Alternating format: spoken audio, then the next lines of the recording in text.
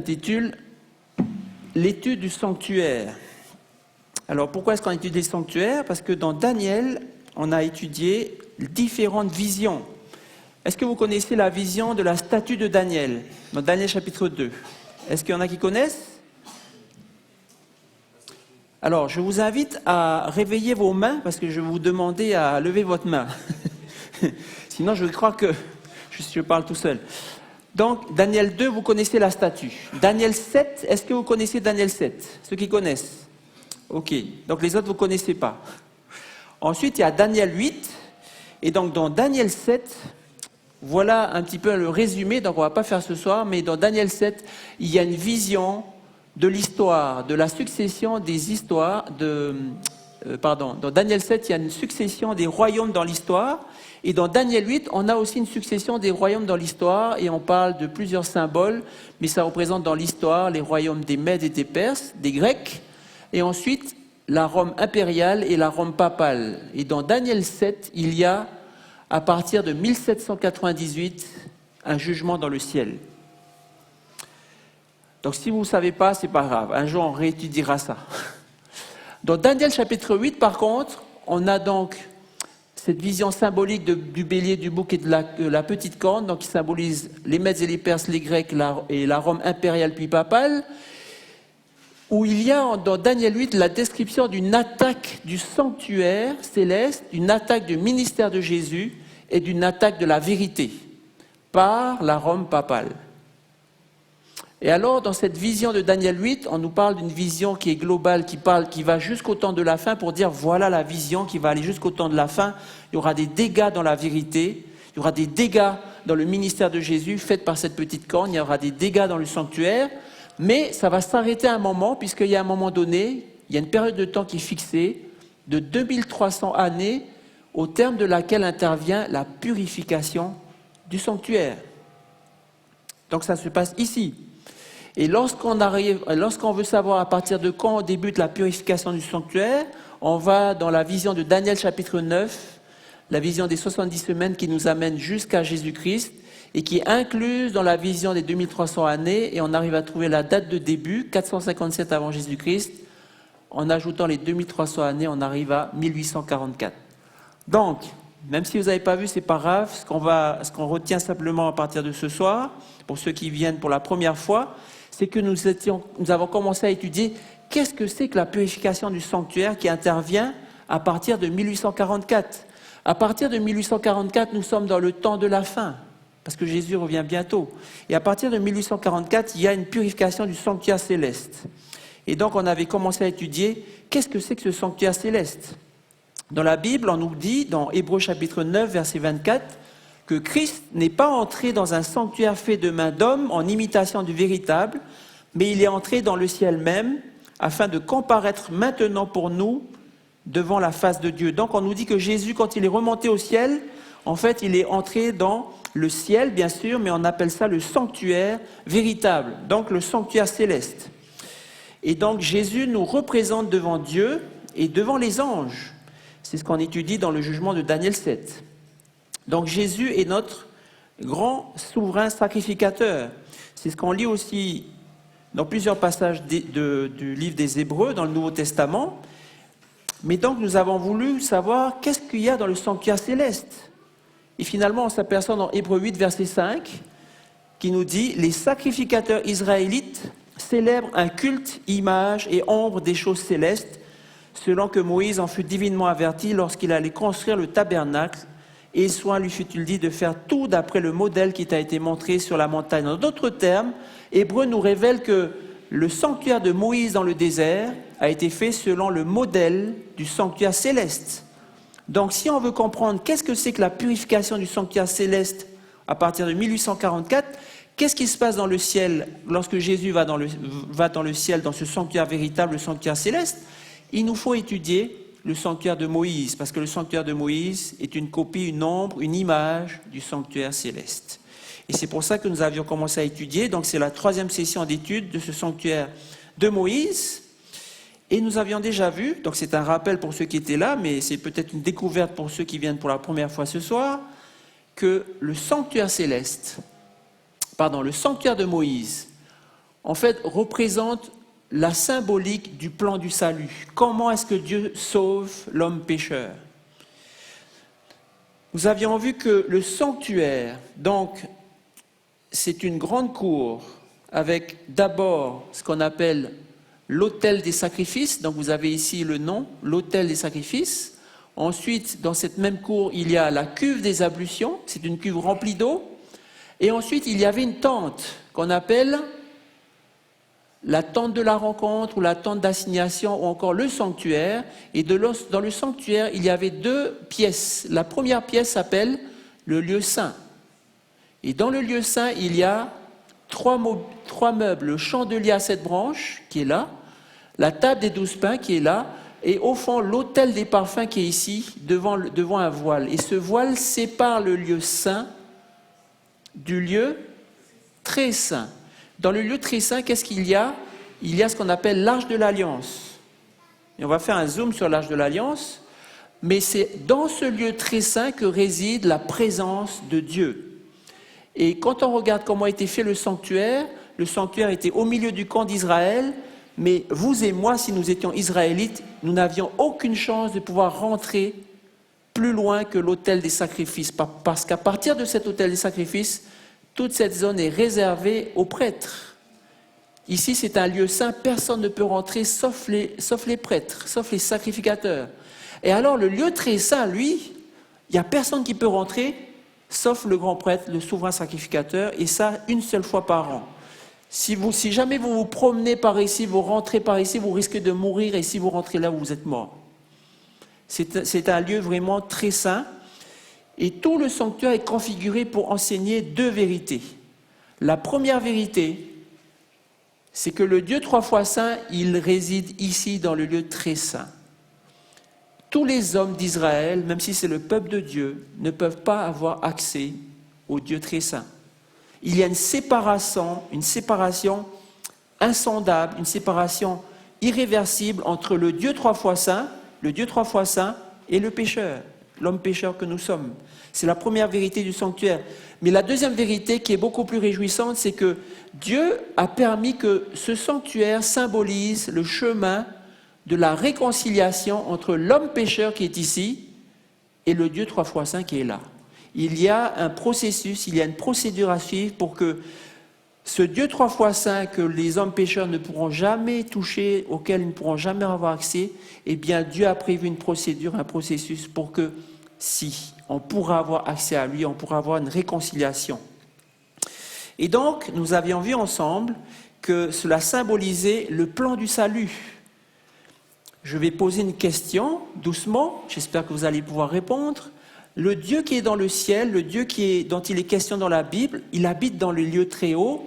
Est-ce que dans les lieux très hauts, avec ce Dieu, est-ce qu'il y a un seul péché? Il n'y a pas un seul péché. Or, qui sommes-nous les hommes qui habitons ici? Qui suis-je? Je suis un pécheur, nous sommes des pécheurs.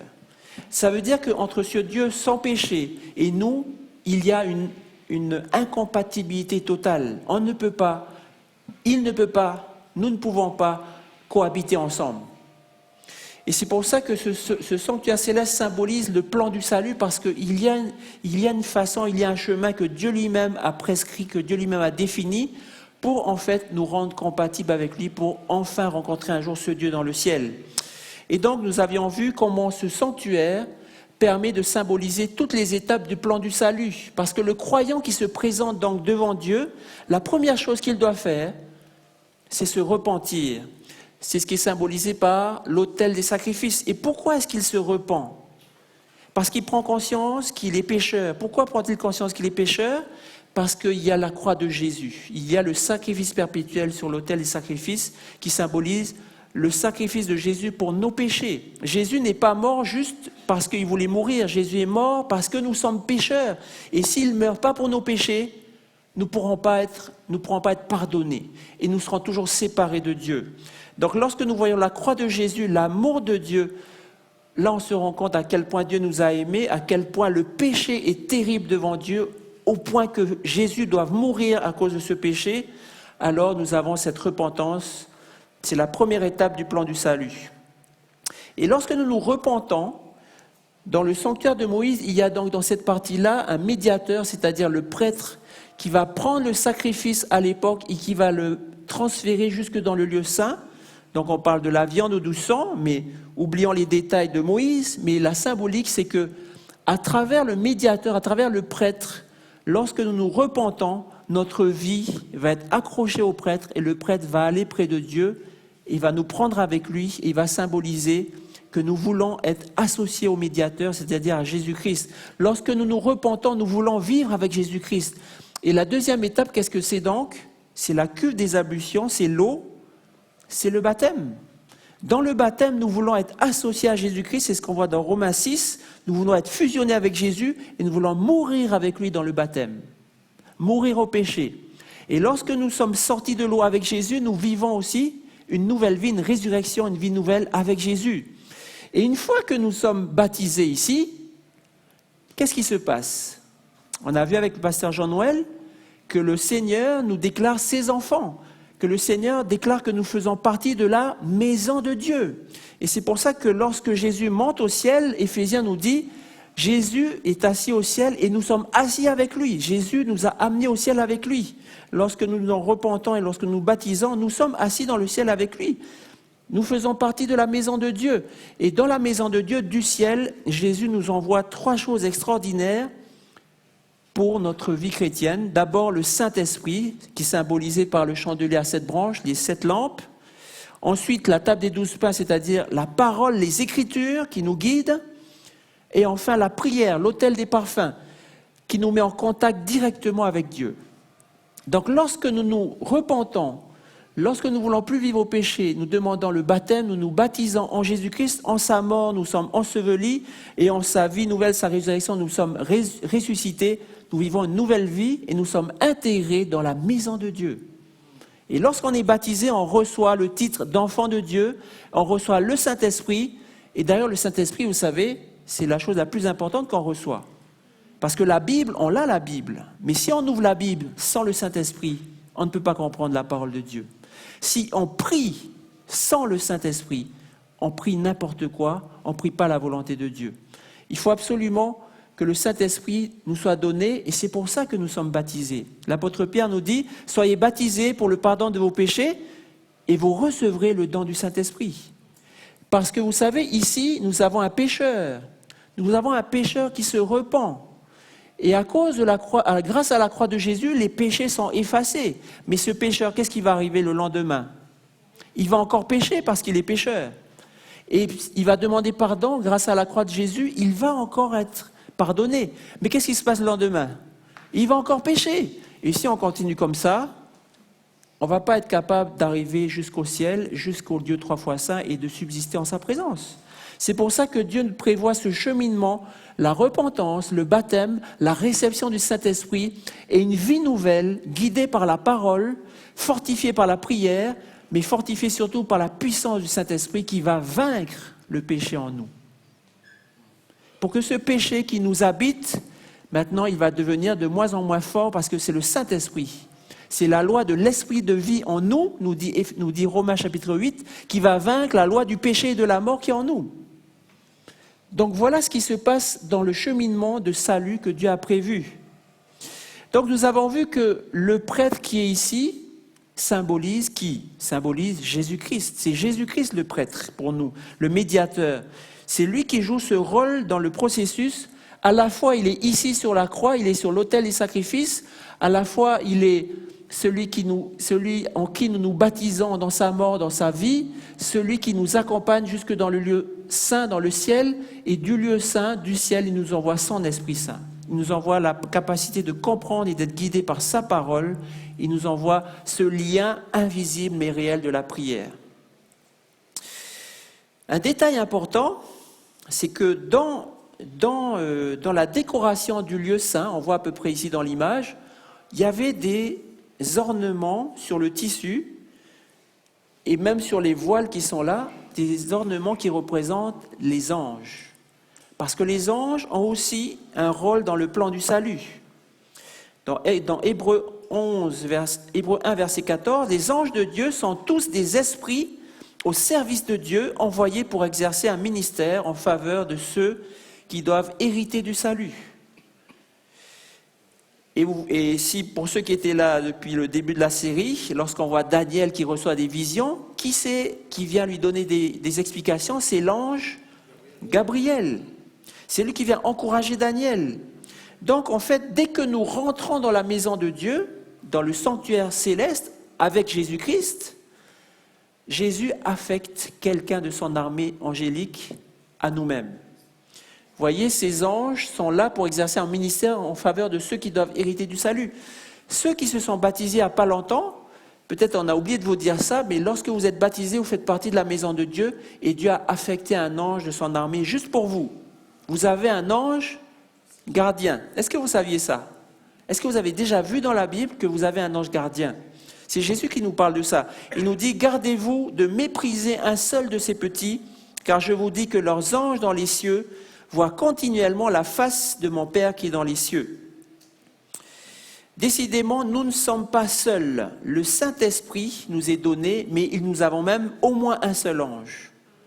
Mais s'il faut, l'Esprit de prophétie nous dit que s'il faut, Dieu est prêt à nous envoyer toute l'armée des anges, si nous faisons appel à cela, afin que nous ne puissions pas tomber sous la puissance de l'ennemi. Nous avons cette garantie. Nous ne sommes pas seuls parce qu'il y a le Saint-Esprit, mais nous avons même des anges autour de nous qui sont prêts à nous aider à résister au mal. C'est quelque chose à se rappeler. La prochaine fois que vous vous sentirez faible, demandez le Saint-Esprit. La prochaine fois que vous allez sentir des influences bizarres autour de vous, demandez au Saint-Esprit et à Dieu lui-même d'envoyer des anges pour vous aider. L'ange de l'Éternel campe autour de ceux qui le craignent et il les arrache au danger. C'est la promesse de Dieu. Lorsque vous vous sentez en difficulté, physiquement vous sentez quelque chose, demandez à Dieu d'envoyer ses anges. Il y a déjà un ange avec vous, mais demandez à Dieu l'assistance des anges. Mais maintenant, pour bénéficier du plan du salut tel que nous l'avons vu, ça c'est le plan du salut de Dieu. Nous sommes pécheurs et nous rentrons avec Jésus-Christ dans une nouvelle vie et Dieu va nous transformer par la prière, la parole et le Saint-Esprit afin de nous rendre capables de le rencontrer un jour. Mais il y a une condition pour bénéficier de ce plan du salut. Lorsque nous lisons Éphésiens 2, on nous dit « C'est par la grâce que vous êtes sauvés, par le moyen de la foi. » Le moyen de la foi. Dieu nous fait grâce, mais il faut qu'il y ait la foi. Cela ne vient pas de vous, c'est le don de Dieu, ce n'est pas par les œuvres afin que personne ne se glorifie, c'est par la foi que le salut s'accomplit en nous. Qu'est-ce que c'est que la foi? Il y a beaucoup de réflexions autour de ce mot, la foi, mais pour aller au plus simple, la foi, c'est s'accrocher à Jésus. Il y a une traduction littérale qui dit c'est être scotché à Jésus. Vous savez, les scotch, dans les dessins animés, il y a un scotch et puis on essaye d'enlever, mais on n'arrive pas à enlever. On fait ça, c'est scotché. Ça, c'est la foi. C'est être scotché à Jésus. C'est être lié à lui. C'est lorsque Jésus nous offre sa main, c'est saisir sa main par la foi et ne plus lâcher. Comme disait le pasteur, c'est ce qu'on appelle la persévérance. Une fois que vous êtes rentré avec Jésus dans ce cheminement du salut, il ne faut plus lâcher la main. Parce qu'une fois que vous allez lâcher la main, vous allez avoir un problème. Et pour illustrer ce que c'est la foi, on peut utiliser l'image suivante. Vous voyez, qu'est-ce qu'on voit à l'écran? On voit un camion de dépannage. Et on ne voit pas tellement, mais on voit ici, pourquoi il y a des camions de dépannage? Parce qu'il y a des voitures en panne. Et cette voiture en panne, ça peut nous symboliser nous-mêmes. Vous savez que lorsque nous vivons, lorsque nous sommes nés, on est enfant, on est adolescent, on est jeune, et puis là je vois des jeunes hommes là, fringants, on est bien, on est costaud, et puis on croit qu'on va tout faire dans la vie, voilà. Et puis les années passent, et puis qu'est-ce qui se passe? On devient... Vous savez, c'est comme quand vous achetez... C'est quoi la meilleure voiture que vous pouvez imaginer de toute la planète? Prenez la meilleure voiture, je ne sais pas si c'est une Mercedes ou ce que vous voulez. Prenez ça, achetez ça, on dit « Ah, voilà ma voiture ». Vous êtes content. Vous allez faire le tour de Lansvata, hein? Peut-être 2 tours de Lansvata pour dire que vous êtes content. Mais tôt ou tard, même la meilleure voiture va tomber en panne. Et nous qui sommes pécheurs, c'est pareil. Nous avons beau être jeunes, nous avons beau être intelligents, brillants, nous avons beau être saints, non, nous allons aussi tomber en panne. À la fois dans notre physique, à la fois dans notre sainteté, dans notre vie avec Jésus, on va tomber en panne. Parce que nous sommes pécheurs. Et donc, nous sommes comme des voitures en errance, bientôt en panne, destinée à la casse, bientôt morte. Et là, le camion de dépannage arrive. Il s'appelle Jésus. Il a traversé tous les déserts. Il a traversé tous les marécages. Il a des grosses roues avec une puissance 4x4, un gros moteur turbo. Et il vient à votre secours pour vous dire, je viens te sauver parce que tu vas être à la casse bientôt. Et il est gratuit. Quand il arrive, qu'est-ce qu'il va faire, ce gros camion de dépannage? Il va vous dire, je vais te sauver de la casse. Je t'offre quelque chose, c'est la tige qui est là. Je t'offre ça pour t'accrocher à moi. C'est ça la foi. Et cette tige, elle vient de qui? Elle vient de la voiture? Non, c'est le camion qui donne ça. C'est Jésus qui nous donne la foi. D'où vient la foi? La foi vient de ce qu'on entend, et ce qu'on entend vient de la parole de Christ. C'est lorsqu'on va écouter la parole de Christ. C'est pour ça qu'on insiste toujours pour que vous écoutiez la parole, pour que chacun de nous, on puisse vivre par la parole, qu'on vienne à l'église entendre la parole de Christ, parce que c'est lorsqu'on écoute la parole de Christ, et Christ nous dit toujours, je veux te sauver. Je te donne tout le plan du salut pour te sauver. Est-ce que tu acceptes? Et nous recevons ces choses par la foi, et la foi est constituée par... on s'accroche aux promesses de Jésus pour notre salut. Et même si nous ne ressentons pas la foi, il y a des personnes qui ont besoin de sentir quelque chose en eux. C'est normal, il y a plusieurs types de façons de vivre, on a plusieurs façons d'être, mais même quand on ne sent rien, la parole de Christ nous dit « je t'offre le salut ». Si tu veux m'accepter, je pardonne tous tes péchés, je vais venir dans ta vie et je vais t'accompagner jusqu'au salut final, jusqu'à aller jusqu'au ciel. Est-ce que tu acceptes cela? Et nous, notre réponse, c'est quoi? Si on ne sent pas des fois les choses au fond de nous, on va dire « je ne sens rien, je pas tellement, je ne sais pas ». Et il y a un monsieur qui avait vécu cette expérience dans la Bible, qui disait à Jésus « je crois ». Viens au secours de mon incrédulité. Même si je ne sens rien, même si je ne sais pas s'il faut croire. Ce monsieur a dit à Jésus, je crois.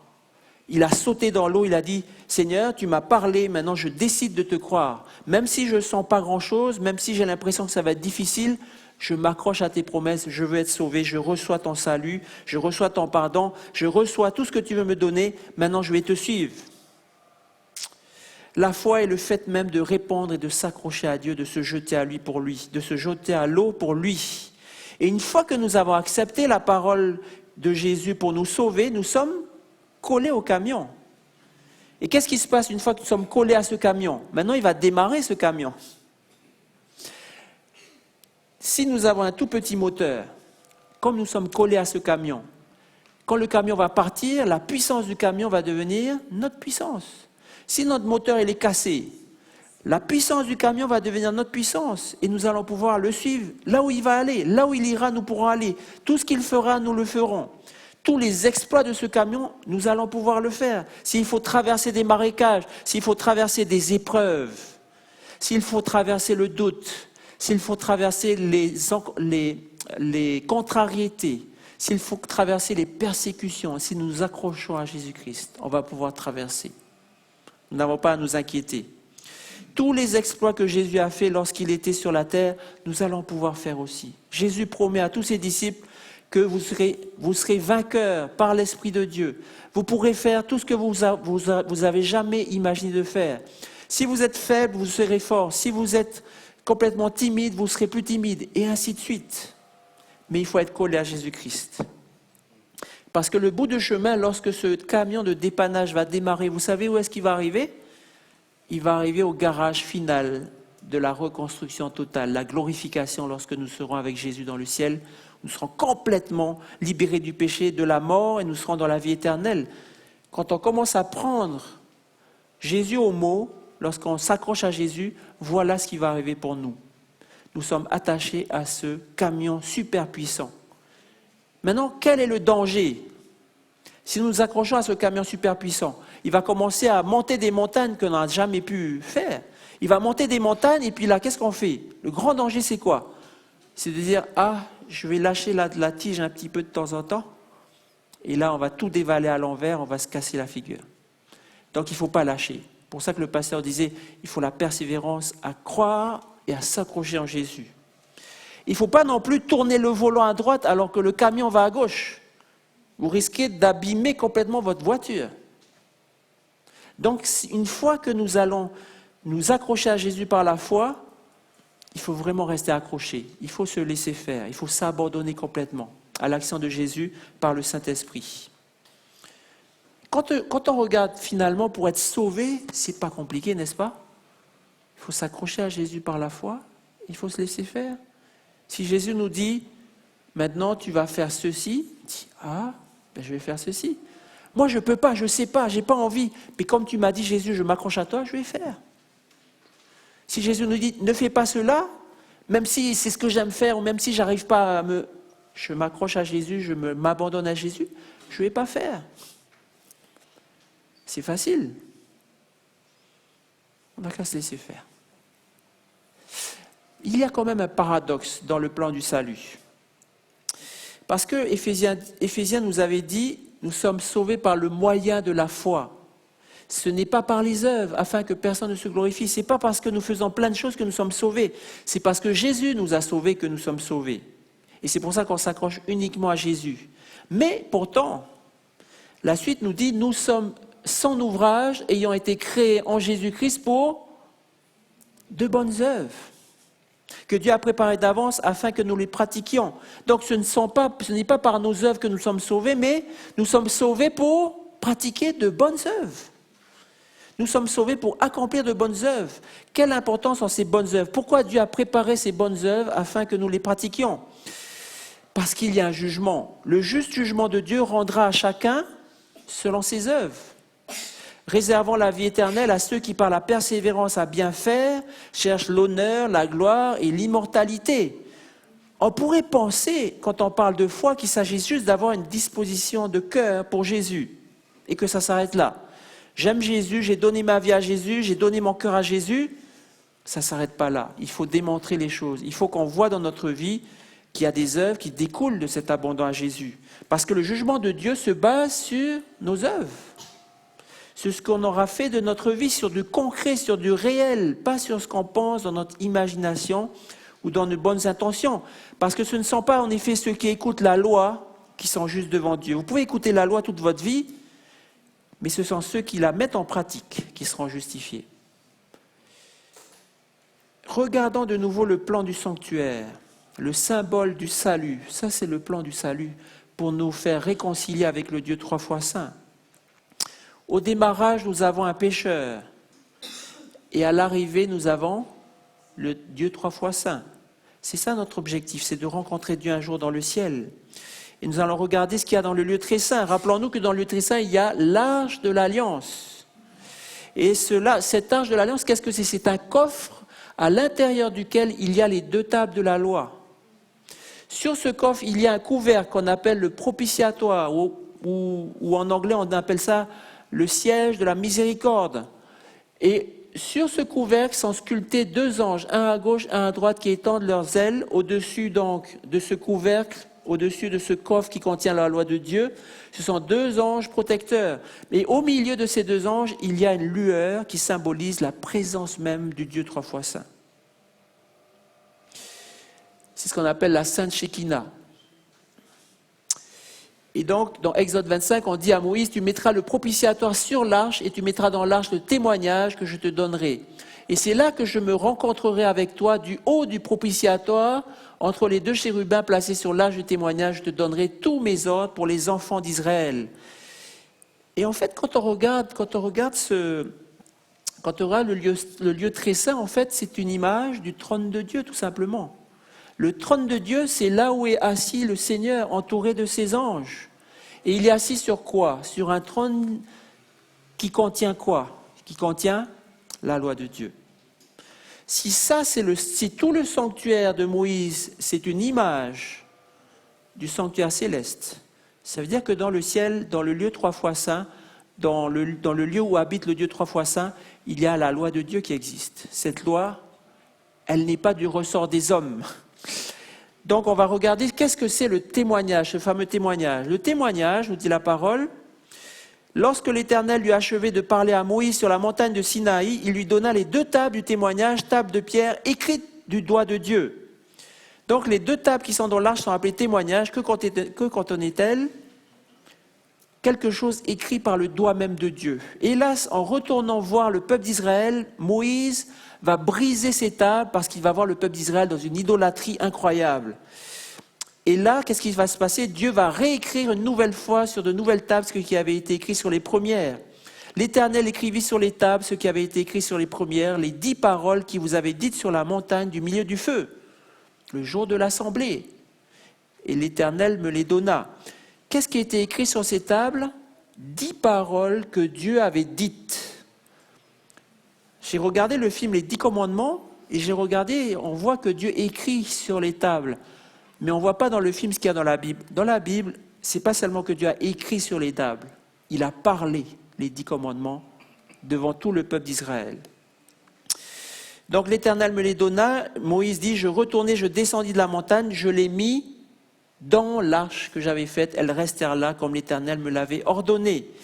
Donc, dans l'arche, il y a les 10 commandements que Dieu avait dites et qu'il a gravés sur 2 tables de pierre. En contraste, nous avons la loi de Moïse, c'est-à-dire l'ensemble des lois que Dieu a dictées à Moïse pour Israël. Ce sont des lois sanitaires, des lois civiles, des lois cérémonielles. Et lorsque Moïse sera bientôt à la fin de sa vie, il va dire à tout le peuple d'Israël, lorsque Moïse eut complètement achevé d'écrire dans un livre les paroles de cette loi, il donna cet ordre aux Lévites qui portaient l'arche de l'Alliance de l'Éternel, prenez ce livre de la loi et mettez-le à côté de l'arche de l'Alliance. Pas dans l'arche, mais à côté. Il sera là comme témoin contre toi. Entre guillemets, dans cette loi, il y a tous les détails de comment ce peuple d'Israël, esclave d'Égypte pendant 400 ans, voilà comment il faut vivre. Il y a les lois de la santé, les lois civiles. Par exemple, lorsque vous creusez un trou dans votre jardin, il faut reboucher le trou, sinon quelqu'un va tomber dedans. Il y a des lois comme ça. Il y a des lois sur la santé. Quand on a une maladie, si on s'assoit quelque part, il faut plus que les autres s'assoient, sinon ils vont être malades aussi. Il y a toutes ces choses qui sont là. Lorsque vous êtes dans le sanctuaire, il faut offrir de la fleur de farine, il faut mettre du sel. Il y a toutes ces lois qui sont là aussi. Donc ce sont des lois très importantes, mais elles n'ont pas la même prééminence, la même importance que les 2 tables de la loi qui sont dans l'arche. Ce n'est pas la même chose. Si vous regardez donc de nouveau l'image du lieu très saint, vous avez cette vision du Dieu 3 fois saint assis sur son trône. Dieu règne à partir du lieu très saint sur son peuple et il juge aussi son peuple. Il juge son peuple par rapport à quoi? Par rapport à la loi des 10 commandements qui est à la base de son trône. À la base du trône de Dieu, dans l'arche, à la base du gouvernement de Dieu, il y a les 10 commandements. Le livre de la loi de Moïse est aussi là, mais à côté. Mais l'importance vraiment primordiale, c'est pour ça que lorsqu'on parle des 10 commandements, ce n'est pas une loi qui est temporaire, une loi qui a été faite il y a quelque temps, c'est la loi qui est symbolisée comme étant la base du gouvernement de Dieu dans le ciel. C'est une loi éternelle, c'est une loi incontestable, c'est quelque chose qu'un homme ne peut pas déformer. Sous l'Éternel aussi, en symbolique, il y a ce couvercle qui s'appelle le propitiatoire ou le siège de la miséricorde. Donc ce Dieu est assis à la fois sur la justice de sa loi, mais aussi son amour, sa miséricorde. C'est un Dieu de justice et d'amour. Et les anges autour de Dieu, symbolisés ici par ces anges sculptés, sont des témoins qui sont inclinés à la fois vers la loi et à la fois vers la miséricorde de Dieu. Et donc, lorsqu'on voit l'image globale du sanctuaire, on voit toujours le sacrifice de Jésus, c'est le commencement, la repentance du pécheur. Donc, au départ, nous avons un pécheur. Et vous savez, il y a une expression française que nous connaissons. Lui, là, c'est un grand pécheur. Il est sans foi ni loi. Nous sommes tous des pécheurs, sans foi ni loi. Mais lorsque nous acceptons le sacrifice de Jésus par la foi, nous nous plongeons dans le baptême, nous suivons Jésus, nous sommes scotchés à Jésus, alors nous allons devenir des observateurs de la loi. Parce que Dieu juge son peuple ici sur son trône où il y a la loi. Et l'objectif de Dieu a toujours été de faire de nous des observateurs de sa loi. Dans l'Ancien Testament, on va lire dans Jérémie 31, verset 33, « Voici l'alliance que je ferai avec la maison d'Israël. Après ces jours-là, dit l'Éternel, je mettrai ma loi au-dedans d'eux, je l'écrirai dans leur cœur, je serai leur Dieu, ils seront mon peuple. » Regardez bien ça. Je mettrai ma loi au-dedans d'eux, je l'écrirai dans leur cœur, et c'est ainsi que je serai leur Dieu et qu'ils seront mon peuple. Si vous voulez faire partie du peuple de Dieu, il faut que sa loi soit au fond de votre cœur. Ça, c'est l'Ancien Testament. Mais dans le Nouveau Testament, nous avons la même chose qui est répétée. Dans Hébreux 10, verset 16, « Voici l'alliance que je ferai avec eux. Après ces jours-là, dit le Seigneur, je mettrai mes lois dans leur cœur et je les inscrirai dans leur esprit. » Dieu n'a pas changé de plan dans l'Ancien Testament, dans le Nouveau Testament. Il n'y a aucune variation, ni ombre de variation dans le Père. Dans l'esprit de ses enfants, c'est là où Dieu veut inscrire ses lois. Parce que dans le plan du salut, vous savez, ici nous avons un Dieu juste, un Dieu saint. Ici, nous avons des pécheurs. Et pour que les deux soient compatibles, vous avez deux solutions. Soit c'est le Dieu 3 fois saint qui va dire « Bon, je vais laisser tomber ma sainteté. Je vais accepter le péché. Comme ça, je vais pouvoir rentrer en contact avec ce pécheur. » Soit c'est ce pécheur qui doit devenir saint, qui doit devenir sans péché comme Dieu est sans péché. Quelle est la solution ? C'est la deuxième seulement qui peut exister devant un Dieu 3 fois saint. Le plan du salut se fait toujours en relation avec un Dieu juste et dont la norme de jugement est sa sainte loi. C'est la norme de la vie de justice, la loi de Dieu. Toujours par la foi, pas par nous-mêmes. Dieu désire que sa loi soit au fond de notre cœur.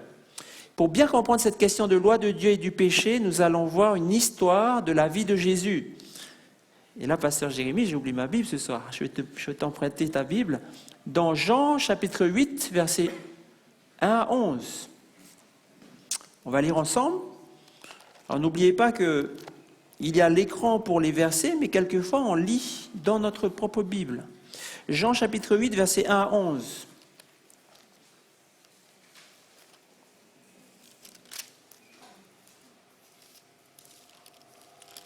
Jean 8, versets 1 à 11. Jésus se rendit à la montagne des Oliviers. Mais dès le matin, il alla de nouveau dans le temple et tout le peuple vint à lui. S'étant assis, il les enseignait. Alors les scribes et les pharisiens amenèrent une femme surprise en adultère. Et la plaçant au milieu du peuple, ils dirent à Jésus, « Maître, cette femme a été surprise en flagrant délit d'adultère. Moïse, dans la loi, nous a ordonné de lapider de telles femmes. Toi donc, que dis-tu » Vous savez que dans les 10 commandements, il y a un commandement qui dit « Tu ne commettras pas d'adultère ». Mais dans les 10 commandements, il n'y a pas marqué de lapider. C'est dans la loi de Moïse qu'on a marqué de lapider. Vous voyez la différence entre la loi de Dieu, les 10 commandements qui sont un principe qu'on ne peut pas contester, et il y a l'application qui est différente dans la loi de Moïse. Moïse, dans la loi, nous a ordonné de lapider de telles femmes. Toi donc, que dis-tu ? Il disait cela pour l'éprouver afin de pouvoir l'accuser, mais Jésus s'étant baissé, écrivait avec le doigt sur la terre. Comme il continuait à l'interroger, il se releva et leur dit que celui de vous qui est sans péché jette le premier la pierre contre elle. Et s'étant de nouveau baissé, il écrivait sur la terre. Est-ce que dans la salle, il y a quelqu'un qui est sans péché ? Non, hein ? C'est pour ça que quand on parle de péché, on peut accuser les autres. Vous savez pourquoi on accuse les autres ? Souvent, c'est humain. C'est parce qu'on se dit, voilà, moi j'ai 1 kilo de péché, mais si j'arrivais à trouver quelqu'un qui a 1 tonne de péché, je vais me sentir mieux. C'est pour ça qu'on va accuser les autres. Mais nous, on a 1 kilo quand même. Hein ? Et il y a des gens qui sont tellement droits, tellement purs, qu'ils vont se dire, ah, moi j'ai que 1 gramme de péché. Je suis bien par rapport à celui qui a 1 kilo de péché. Et alors c'est pire pour celui qui a 1 tonne. Sauf que juste ce gramme de péché fait qu'il ne pourra jamais aller dans le ciel quand même. Nous sommes tous pécheurs. C'est pour ça que nous sommes là pour nous exhorter à ne pas céder au péché dans l'Église. On peut dire le péché, mais ce n'est pas pour accuser les gens, c'est pour les aider à se relever. Verset 7. Comme il continue à l'interroger donc, verset 8, et s'étant de nouveau baissé, il écrivait sur la terre. Quand ils entendirent cela, accusés par leur conscience, ils se retirèrent un à un, depuis les plus âgés jusqu'aux derniers, parce que là, ils ont dû se rappeler de leurs péchés. Depuis les plus âgés, ils ont bien compris que toute leur vie, ils ont péché. Hein. Ils ont bien vu qu'ils avaient 1 tonne de péché. Peut-être les plus jeunes, ils croyaient qu'ils avaient juste 1 kilo ou 1 gramme. Mais ils sont tous partis. Jésus resta seul avec la femme qui était là au milieu. Alors s'étant relevé, ne voyant plus que la femme, Jésus lui dit, « Femme, où sont ceux qui t'accusaient? Personne ne t'a-t-il condamné ?» Elle répondit, « Non, Seigneur. » Et Jésus lui dit, « Je ne te condamne pas non plus. Va et ne pêche plus. » Merci. Jésus est notre grand défenseur. Jésus est mort sur la croix pour nos péchés. Il nous donne toujours une deuxième chance. Mais il nous dit aussi, va et ne pêche plus.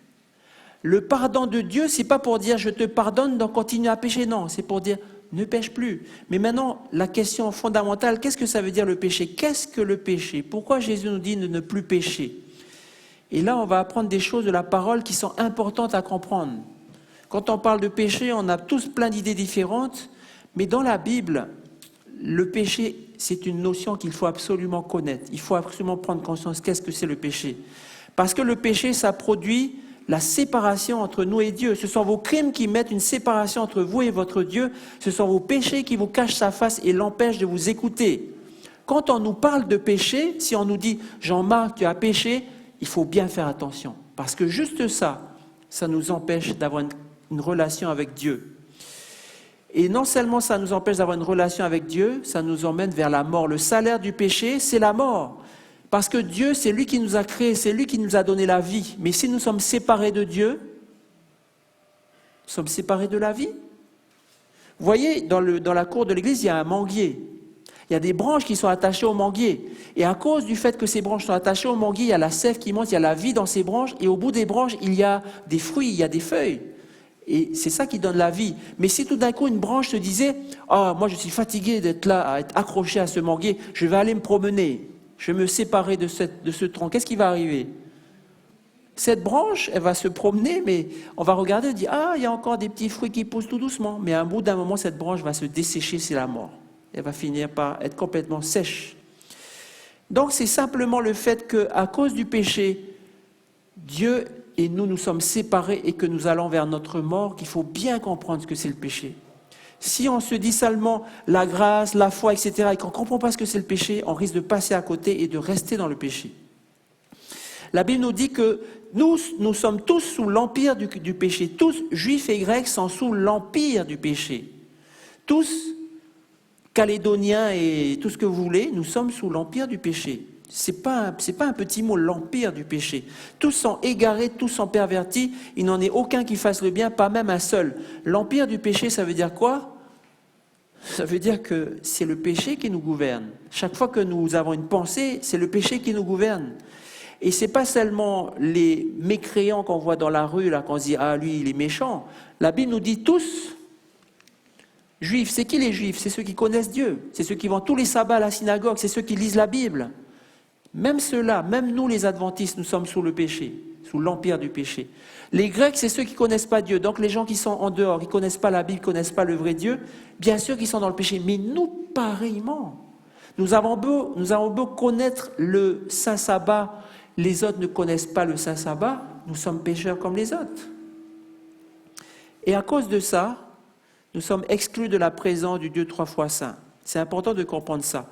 C'est plus on comprend comment nous sommes dans le péché, nous sommes séparés de Dieu, plus nous pouvons comprendre l'immensité, la profondeur du sacrifice de Jésus pour notre péché, de la grâce de Jésus pour notre race déchue, de l'amour de Dieu qui a consenti à tout donner pour une race déchue comme la nôtre. Parce que sinon nous allons croire simplement, Jésus nous aime et puis voilà, il vient nous chercher. Mais normalement, ce Dieu trois fois saint n'aurait pas dû venir nous chercher, parce que nous sommes complètement pécheurs, nous sommes exclus de sa sainteté. Et c'est là qu'on mesure la grandeur, l'immensité de son amour, de son sacrifice.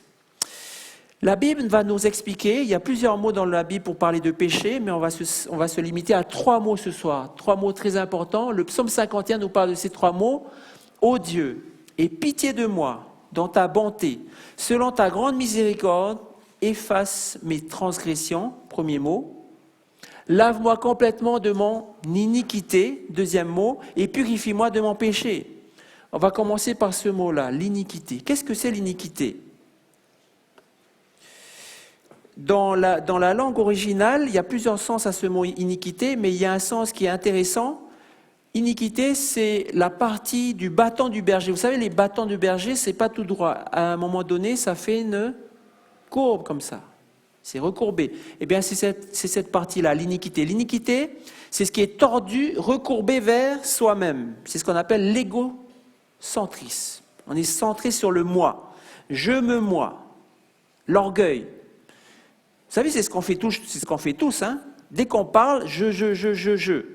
Il y a aussi une maladie, hein. Il y a une maladie qui existe, ça s'appelle l'égotisme. Ceux qui sont malades de cette maladie, quand vous allez leur parler, vous ne pouvez plus parler pendant 2 heures. Et pendant 2 heures, ils vont faire je, me, moi, mon mari, ma femme, mon travail, ma voiture, blablabla. Ils vont faire que ça. C'est une maladie.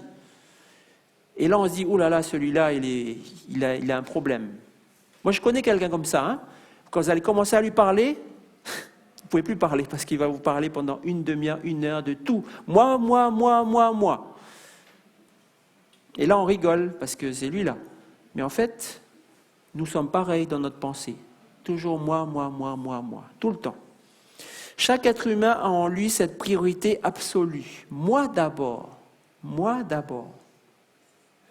Et quand on regarde ce qui se passe dans le monde des humains, tous les problèmes des êtres humains, eh bien, j'aimerais dire 100%, mais pour être prudent, je vais dire 99% seulement. 99% de tous les problèmes des êtres humains sont liés à quoi?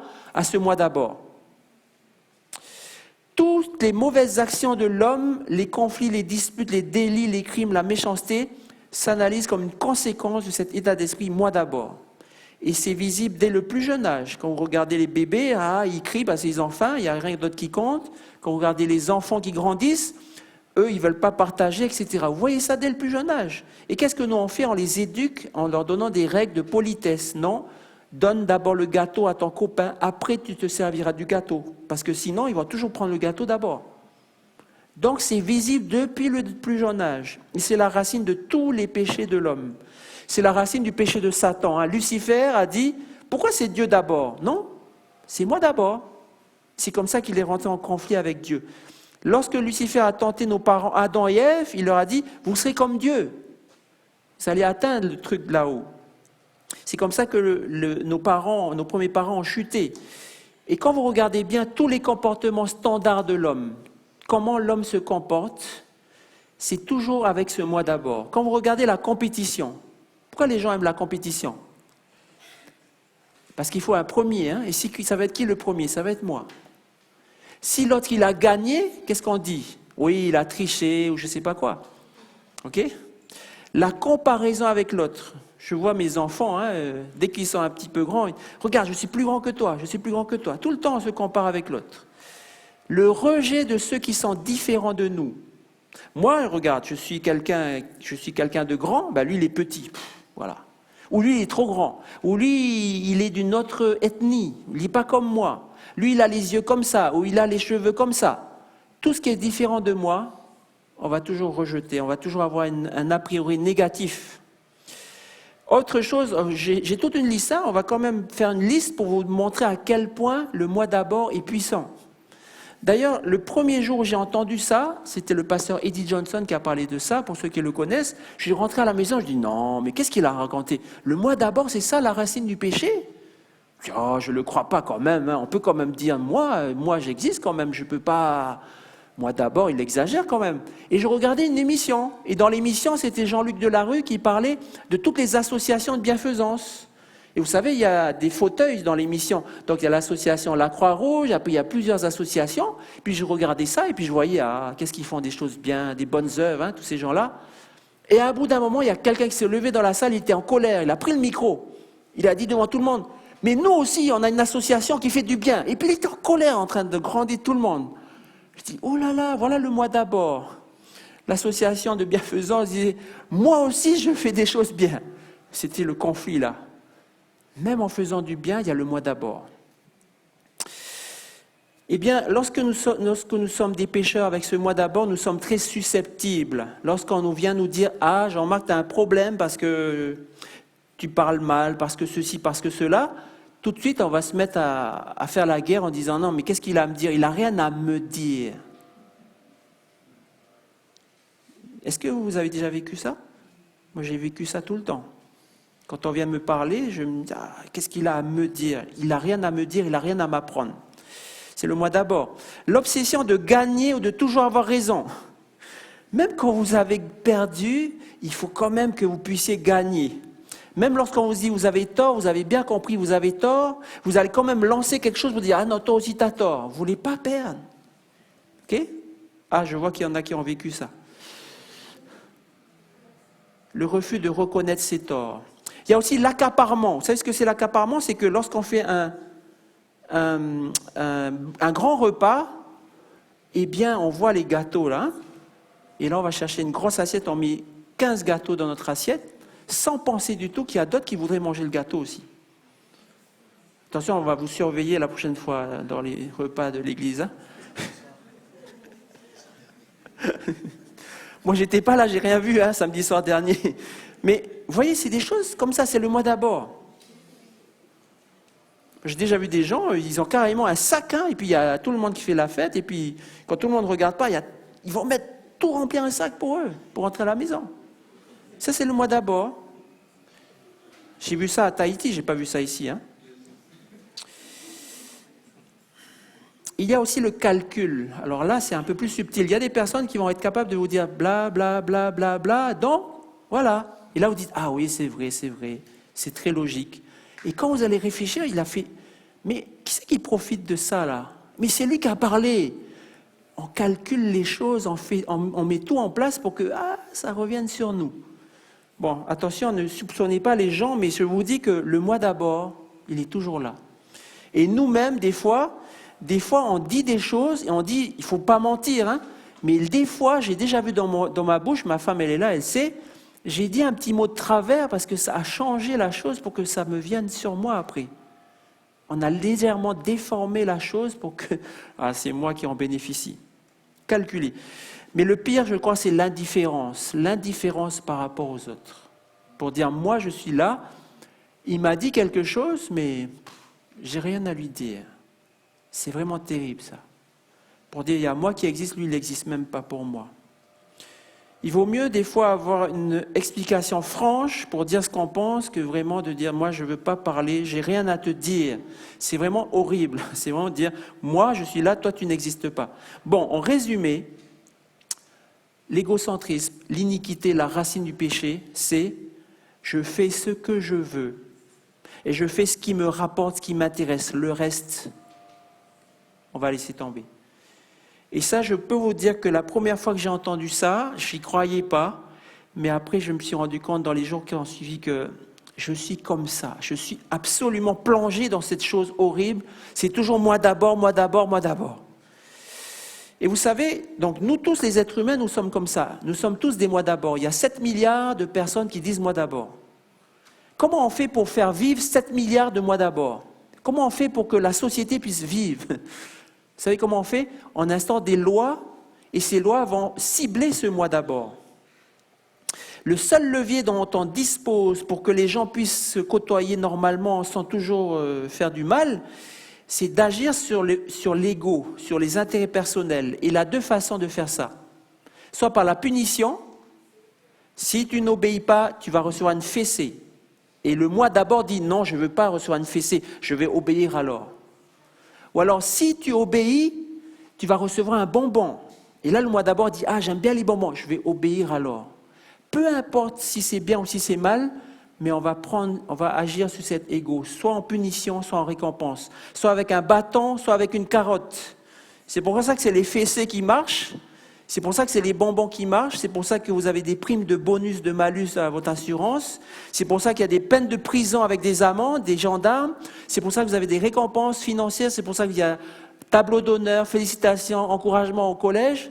C'est toujours pour encourager quoi? Votre moi d'abord. C'est comme ça que la société marche. Jésus nous dit, c'est pas comme ça dans mon royaume, que personne ne cherche son propre intérêt, mais que chacun cherche celui d'autrui. C'est ça la loi de Dieu. C'est ça la loi du royaume de Dieu. L'amour ne cherche pas son intérêt. On n'est pas dans l'égocentrisme, on est plutôt en train de dire, c'est vrai que nous existons, mais attention, il y a quelqu'un d'autre autour de vous, faites attention à lui. le problème dans ce monde, c'est que tout ce qui nous entoure va toujours solliciter notre ego, notre moi d'abord, pour satisfaire notre égoïsme. Et c'est ça qu'on appelle les tentations du monde. Et les tentations, nous dit la Bible, vont se présenter sous 3 formes principales. Première forme, la convoitise de la chair. La femme vit que l'arbre était bon à manger. Je sens déjà la chose dans ma bouche que c'est bon. La deuxième, il était agréable à la vue. Qu'est-ce qu'il est beau, j'ai envie de ce fruit, il est tellement beau. Et troisième, il était précieux pour ouvrir l'intelligence. Qu'est-ce que ça veut dire ça? Satan venait de dire juste avant, vous serez comme Dieu. Vous allez devenir quelqu'un de plus que vous êtes. Vous êtes un être humain, ça c'est la réalité. Mais on va vous dire, vous allez devenir plus fort qu'un être humain, plus intelligent, plus brillant.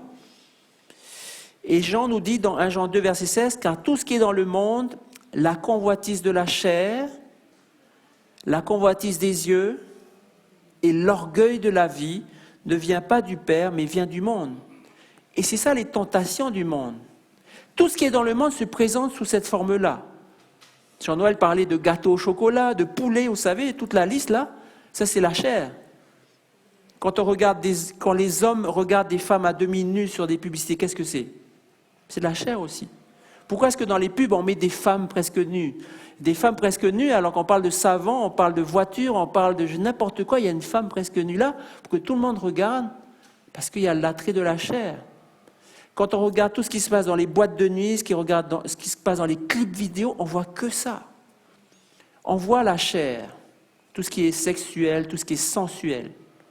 On ne voit pas que ça aussi, on voit aussi ce qui est beau, c'est-à-dire agréable à la vue.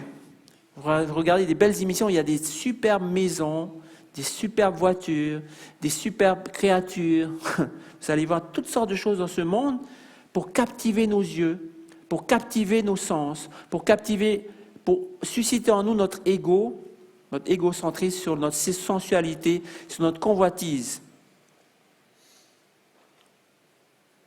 J'espère que quand vous allez regarder le monde, vous allez comprendre que la Bible est en train de nous dire ici, voilà le décodage de ce qui est autour de vous. Le diable est en train de mettre autour de vous tout ça, tout le temps, tout le temps. Quand vous écoutez la radio, quand vous regardez un film, quand vous regardez une publicité, la télé, vous regardez un panneau d'affichage, c'est ces 3 choses qui sont là. Qu'est-ce que c'est l'orgueil de la vie?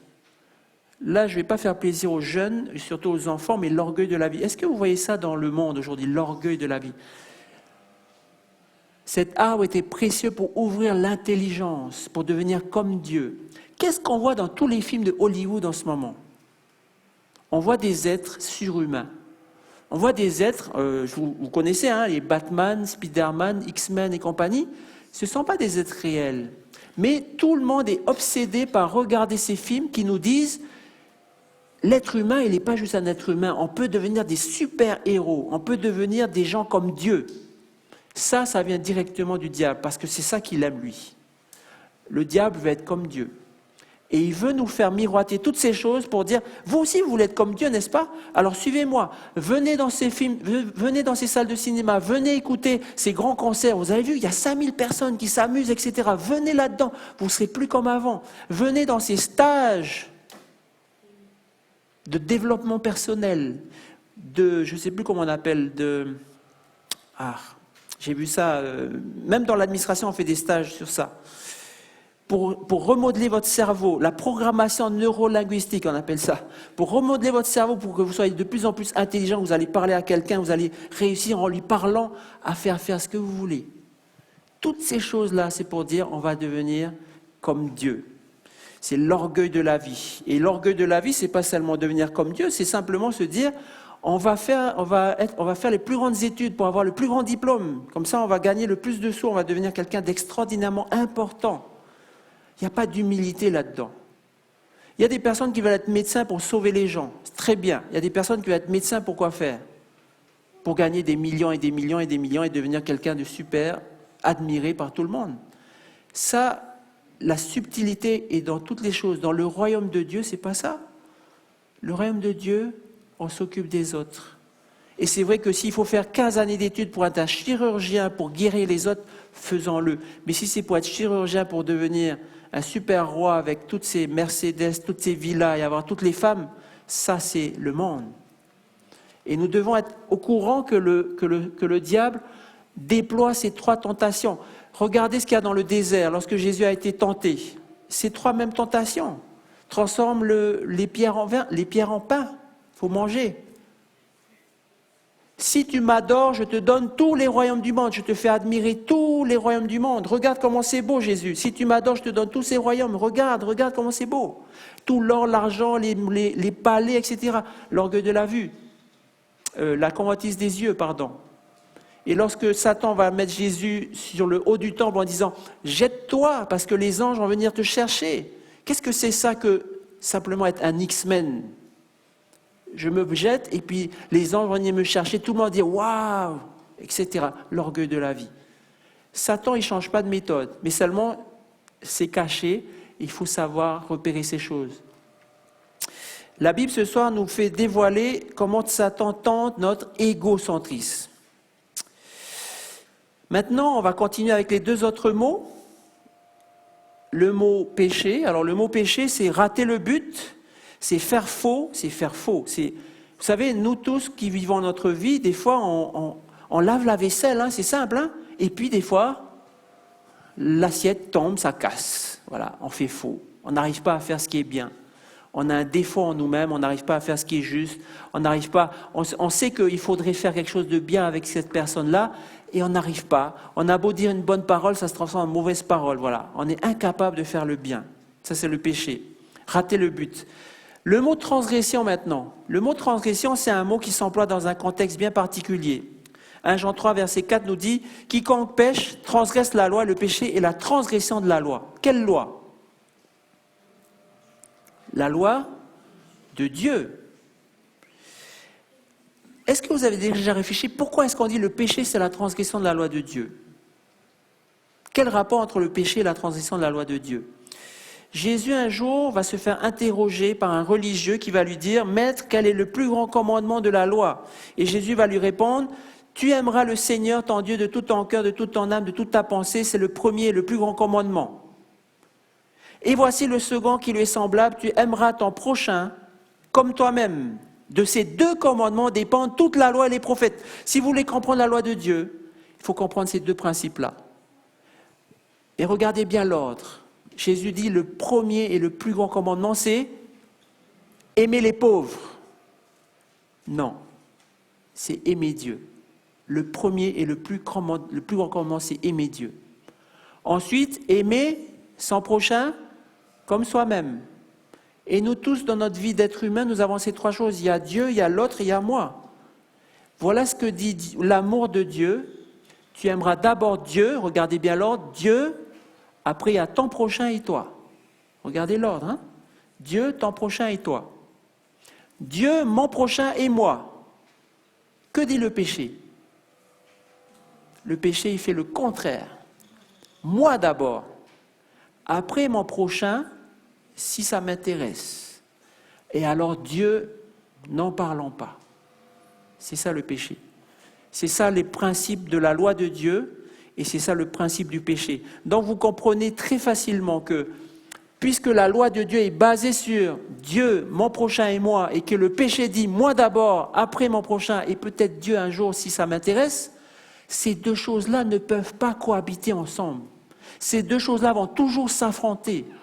Ces 2 choses-là sont incompatibles.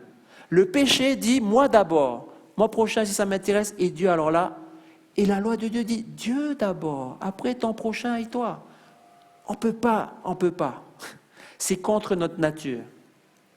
C'est pour ça que on nous dit le péché, c'est la transgression de la loi. C'est naturellement inclus dedans.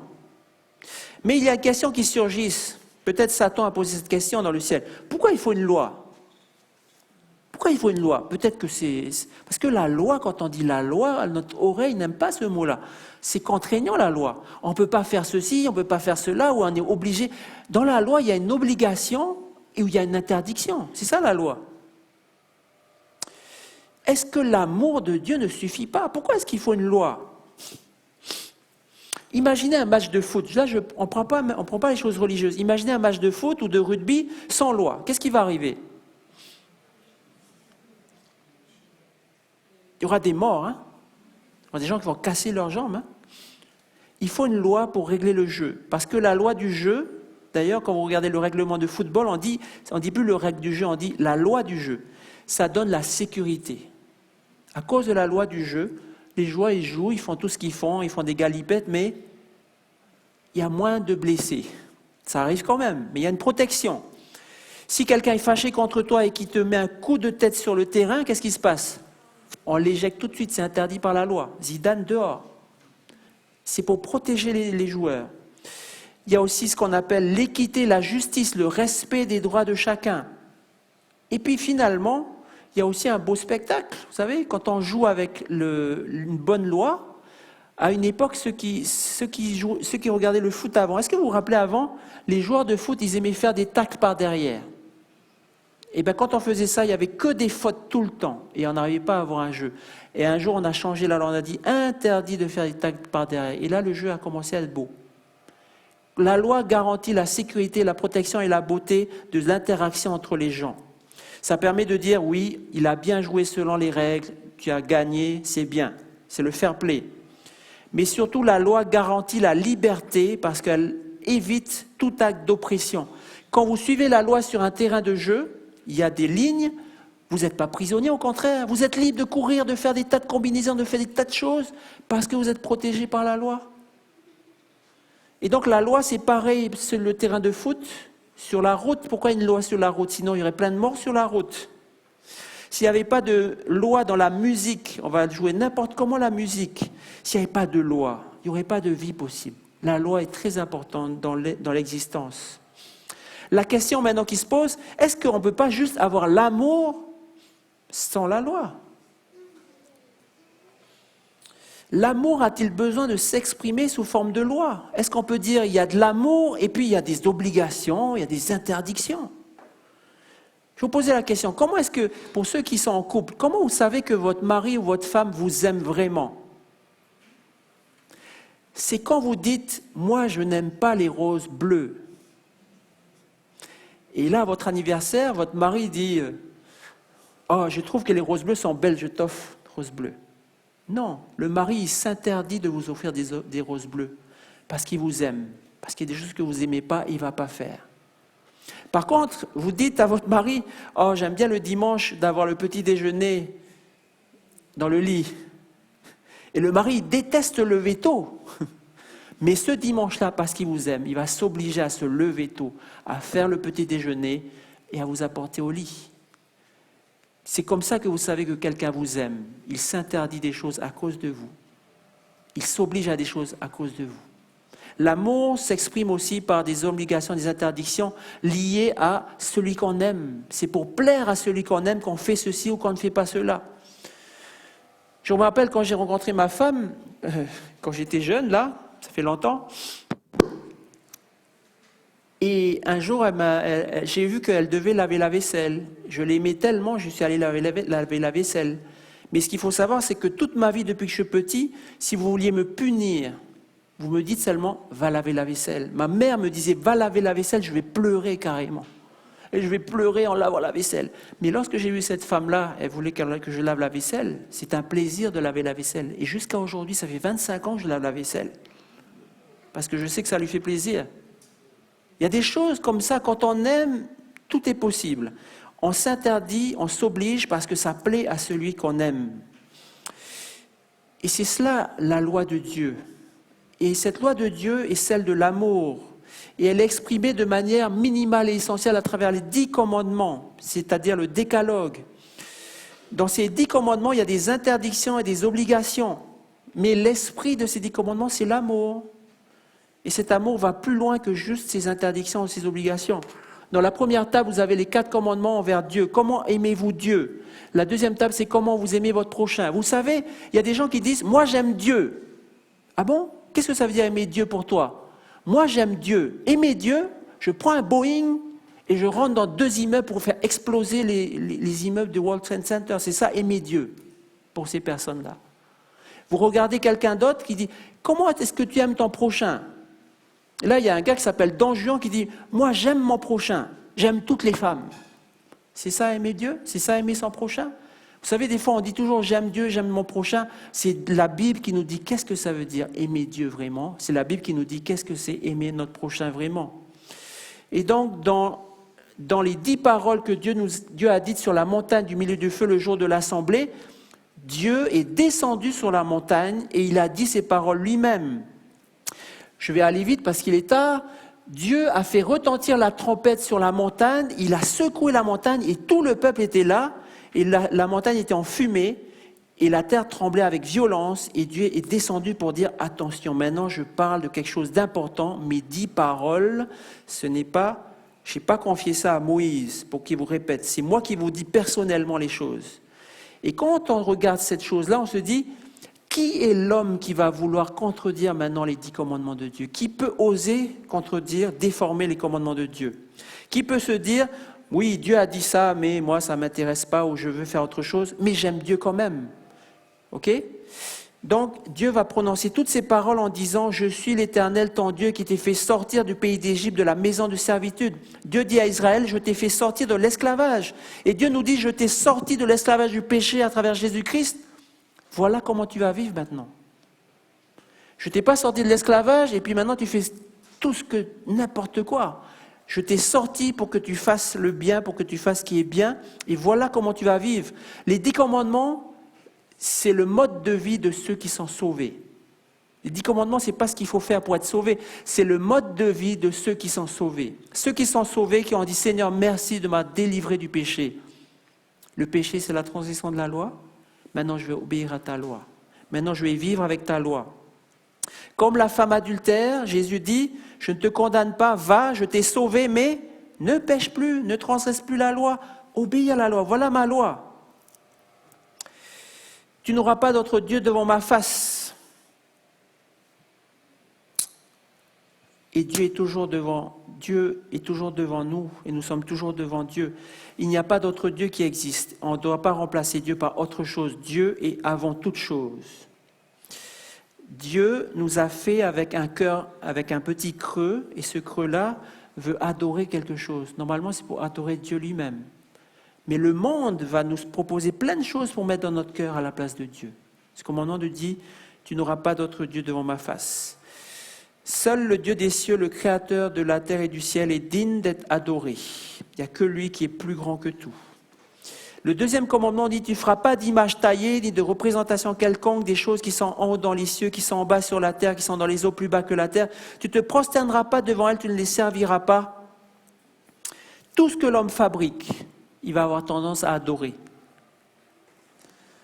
Vous allez acheter votre nouvelle voiture, vous allez voir comment votre regard va partir partout là, en adorant cette chose-là. Et c'est ce que font certaines religions. Elles s'inclinent devant les choses qui sont taillées, des images taillées. Et la Bible nous dit, car moi, l'Éternel, ton Dieu, je suis un Dieu jaloux. Dieu dit, je suis le seul Dieu et je ne veux pas que tu t'inclines devant autre personne. Vous savez, c'est pareil qu'un mari et sa femme. Hein? Je suis ton seul mari, je ne veux pas que tu regardes d'images d'autres hommes. Ou je suis ta seule femme, je ne veux pas que tu regardes d'images d'autres femmes. C'est très simple à comprendre. Dieu veut nous aimer d'un amour exclusif, authentique. Mais il y a une chose qu'il faut savoir, c'est que Dieu ne veut pas aussi qu'on le représente lui-même. Lorsque Moïse est monté sur le Sinaï, le peuple de Dieu ne savait plus qu'est-ce qui était arrivé, et alors ils ont fait un veau d'or, ils ont dit « Et Israël, voici ton Dieu ». Dans l'histoire, on a toujours voulu représenter Dieu lui-même. Même ceux qui croient en Dieu aiment avoir une représentation de Dieu. Et là, c'est un problème. L'idolâtrie, c'est pas seulement adorer des dieux étrangers, c'est même adorer des images du vrai Dieu. Et vous savez qu'on fait ça toujours, on fait ça tout le temps. Vous savez qu'on fait toujours des images de Dieu qu'on adore à la place de Dieu. Est-ce que vous êtes déjà réfléchi à ça? Vous savez que moi, si par exemple j'aime la force, vous savez qu'est-ce que je vais penser de Dieu? Je vais penser que Dieu est fort. Et je vais regarder toujours Dieu en disant Dieu est fort, parce que moi j'aime la force. Je fais mon image à moi, c'est le moi d'abord qui va mettre l'image de moi d'abord sur Dieu. Si vous êtes quelqu'un qui aimait la douceur, vous allez toujours regarder Dieu comme un Dieu qui aime, qui est doux. Si vous êtes quelqu'un qui est droit comme la justice, qui est toujours attention, attention, attention, vous aimez parler de ce Dieu qui est juste et qui fait ta ta ta ta ta ta ta. Mais ça, c'est votre idolâtrie, c'est notre idolâtrie qui mettons notre caractère, notre préférence à nous sur lui.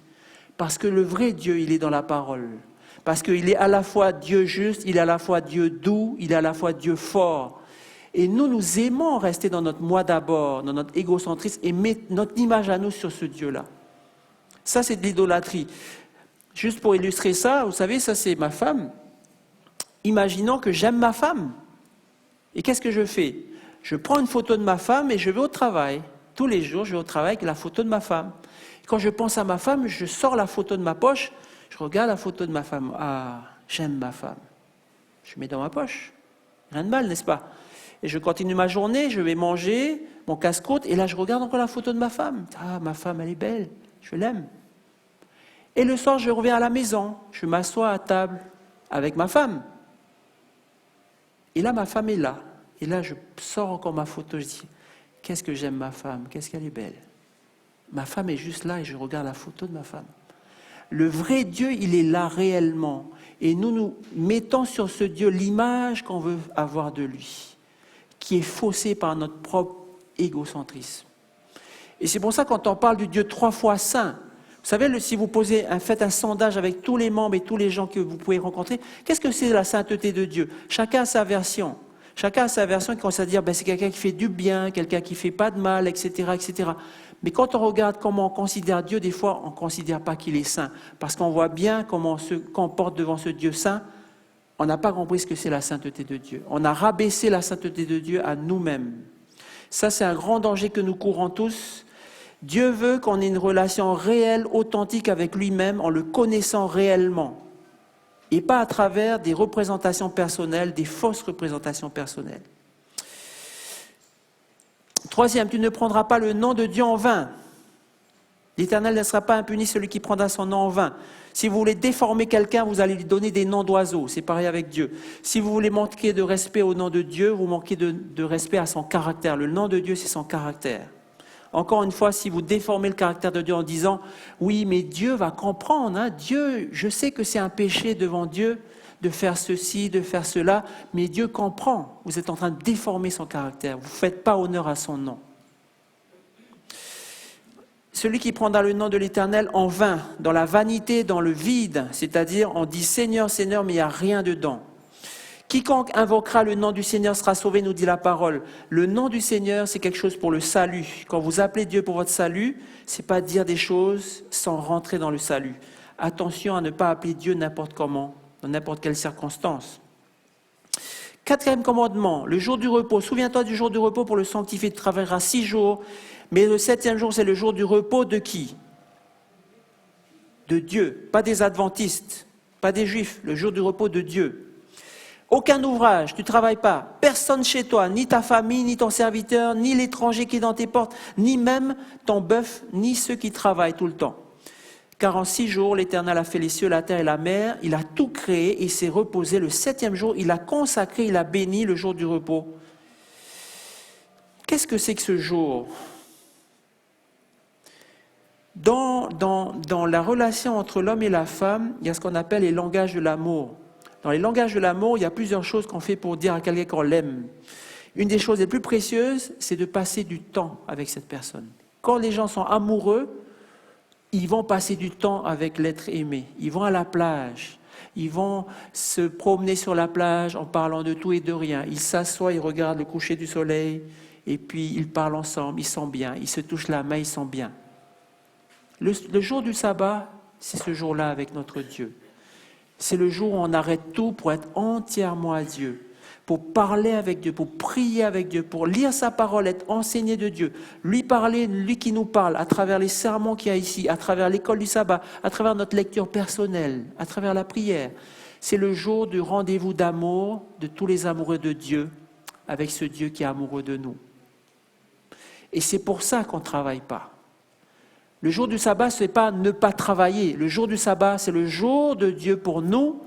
Et c'est pour ça qu'on ne travaille pas. C'est pour ça qu'on ne regarde pas la télé. C'est pour ça qu'on n'écoute pas une musique qui n'est pas de Dieu. C'est pour ça qu'on fait toutes ces choses. C'est la même chose que quand vous êtes en rendez-vous avec votre fiancé Et là, votre patron qui vous appelle au téléphone, et vous dites à votre fiancé, « T'inquiète pas, je regarde mon ordinateur, t'inquiète pas, je pense à autre chose que toi. » Non, la fiancée, elle va s'en aller. Le jour du sabbat, c'est le jour de rendez-vous d'amour, des amoureux de Dieu avec ce Dieu qui est amoureux de nous. C'est le jour aussi où on se rappelle qui nous sommes. Nous avons été créés par Dieu, nous ne sommes pas des super-héros. Nous sommes des êtres humains. Nous sommes des êtres humains pécheurs, mais créés par Dieu, à l'image de Dieu. Pécheurs, mais restaurés et sauvés par Dieu en Jésus-Christ. C'est le jour où on n'est plus... Des fois, nous, on est des professionnels. Hein, dans la vie, on est très fiers, on est professionnels. Ce jour-là, on n'est plus des professionnels. Des fois, on est aussi des gens que tout le monde rejette. On est rejetés, on est rien du tout dans cette vie. Ce jour-là, on n'est plus rien du tout. On est des enfants de Dieu. On est des créatures de Dieu. On se ressouvient, on retrouve notre vraie identité, notre vraie dignité. Parce que c'est Dieu qui nous a créés. Quand on voit le nombre de personnes qui sont déprimées, qui se suicident parce qu'ils se disent « je suis bon à rien, personne n'aime, j'ai personne », tous les 7 jours, vous ne pouvez pas oublier ça. Il y a un Dieu qui vous a créé, vous n'êtes pas personne, vous êtes quelqu'un. Il y a un Dieu qui vous aime, qui vous a racheté, vous n'êtes pas ignoré, exclu. Ce 7e jour, c'est fait pour nous rappeler toujours ça, jamais oublier ça. Si tu retiens ton pied pendant le sabbat pour ne pas faire ta volonté en mon saint jour, si tu fais du sabbat tes délices pour sanctifier l'Éternel en le glorifiant, si tu l'honores en ne suivant pas tes voies, en ne te livrant pas à tes penchants et à de vains discours, alors tu mettras ton plaisir en l'Éternel. Est-ce que vous regardez, est-ce que vous arrivez à voir ça? Si tu retiens ton pied pendant le sabbat pour ne pas faire ta volonté, qu'est-ce que c'est ça? C'est le mois d'abord. Ce jour-là, le mois d'abord, fini. C'est Dieu d'abord. Dans notre vie, nous sommes soumis à plein de problèmes, de stress dans la semaine. On a des problèmes, on est comme ça, des fois on est à 100 à l'heure, et puis des fois on tombe dans le mois d'abord. Mais le 7e jour, le mois d'abord, c'est fini. C'est Dieu d'abord. C'est en Dieu que je vais trouver mon plaisir. C'est en Dieu que je vais laisser mes penchants, mes vains discours. J'aime bien blablabla, faire n'importe quoi. Non, c'est le jour où c'est Dieu qui me parle. C'est le jour vraiment où on réalise que c'est l'amour de Dieu, la loi de Dieu. J'aime Dieu d'abord. Et après, je vais pouvoir aimer mon prochain. Et le mois d'abord, il est en dernier ce jour-là. C'est le stage, le sabbat. C'est le stage intensif pour vivre la vie de Dieu. Dieu, mon prochain et moi. C'est pour ça que ce jour, c'est le jour aussi par excellence pour s'occuper des autres. Puisque nous ne travaillons pas, c'est pour ça que Dieu nous met au chômage ce jour-là. C'est pour qu'on puisse se consacrer aux autres. Se consacrer à lui d'abord et ensuite aux autres. À notre famille, à nos enfants, à ceux qui ont faim, à ceux qui ont soif, à ceux qui sont seuls. Pour ça qu'on a cette habitude, pour certains, d'aller visiter ce jour-là. C'est le jour exprès parce que nous sommes au chômage. On n'a pas d'obligation. Notre seule obligation, c'est Dieu et notre prochain. Pardon. Ensuite, mon prochain. Mon père et ma mère, c'est mes premiers prochains, n'est-ce pas? On respecte notre père et notre mère. Ils nous ont donné la vie, ils nous ont donné la sécurité. Et d'ailleurs, ils nous ont donné la sécurité comment? En nous donnant des lois. C'est pour ça qu'ils nous ont donné des lois à nos parents, pour nous éduquer, pour nous donner la sécurité, le bien-être. C'est pour ça que Dieu dit « Honore ton père et ta mère ». Tu ne tueras pas. Vous savez, la violence, c'est la forme la plus ultime du moi d'abord. La violence consiste à dire « Moi d'abord est tellement fort que je vais t'obliger à faire ce que je veux. Et jusqu'à ce que tu meurs s'il faut. C'est moi qui vais gagner. » C'est ça la violence. C'est le moi d'abord dans sa forme la plus extrême. Mais le moi d'abord qui tue, c'est pas seulement avec les poings, c'est aussi avec les mots. Celui qui, verset 22, « Quiconque se met en colère contre son frère mérite d'être puni par les juges, que celui qui lui dira insensé mérite d'être puni par le feu de la géhenne. » Waouh! Dieu ne passe pas par ne va pas par 4 chemins. Tu ne commettras pas d'adultère. Qu'est-ce que c'est l'adultère? C'est avoir une relation sexuelle en dehors du mariage. Et d'ailleurs, quand on est en dehors du mariage, on ne pense pas à l'autre, on pense à soi d'abord. Quand on fait notre solo pour les garçons ou les filles, quand on est jeune, c'est moi d'abord. Parce que Dieu est le créateur de la sexualité. C'est quelque chose de très bien, d'excellent. Mais seulement, Dieu nous dit, il faut t'engager avec la personne pour dire je vis pour l'autre et lui, il vit pour moi. C'est ça l'amour. C'est pas moi, je vais profiter de l'autre. Et c'est donc Jésus qui nous dit attention à vos regards. Si vous regardez une autre femme pour la convoiter, vous avez commis un adultère avec elle. Si ton œil droit est pour toi une occasion de chute, arrache-le et jette-le loin de toi. Attention à ce qu'on regarde sur Internet, sur la télé. Si ta main droite, attention à ce qu'on fait avec notre main aussi. Je ne vais pas être plus explicite. Moi, je vous dis que celui qui répudie sa femme l'expose à devenir adultère.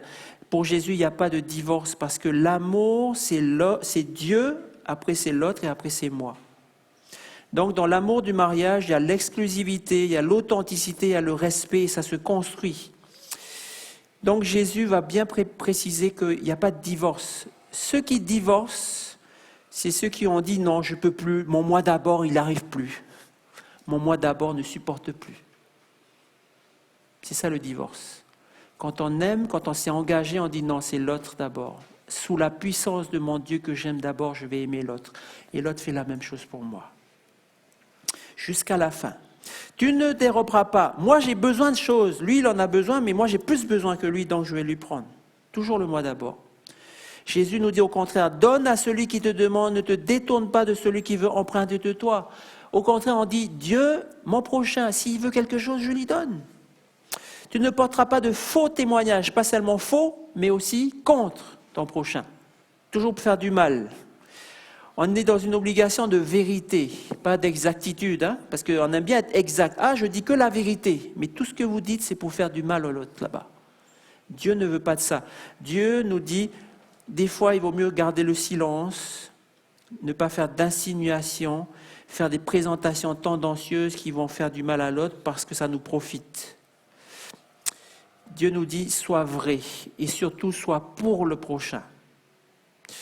Dieu nous dit enfin, le 10e commandement, tu ne convoiteras pas la maison de ton prochain, tu ne convoiteras pas tout ce qui appartient à ton prochain.